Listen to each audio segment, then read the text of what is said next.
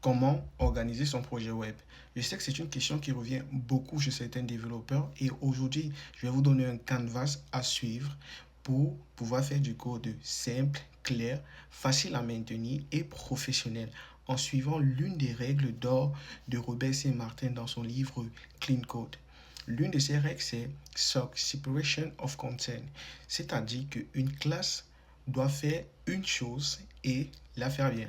C'est-à-dire une classe ne doit pas changer de comportement tout au long de son processus. Cas pratique, on a un projet web. Dans le projet web, on a un répertoire SRC. Dans le répertoire SRC, on va classer en fonction du répertoire l'ensemble des éléments dont on va manipuler dans notre code. On va donc créer le répertoire component qui va rassembler l'ensemble des blocs visuels qui seront nécessaires dans le projet. Je parle là des boutons, du navbar, du footer et autres.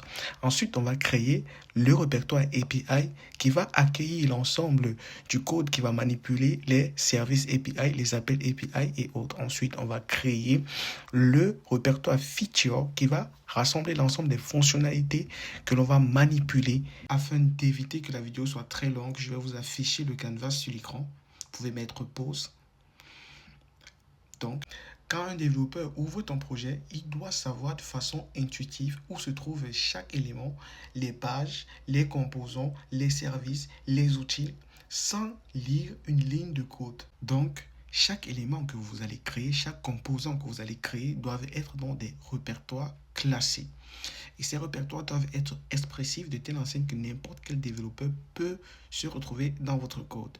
Et de plus, n'oubliez pas, aucun composant doit être hors de répertoire à part des cas rares. Tous les composants que vous créez, que vous venez de créer, doivent être dans des répertoires.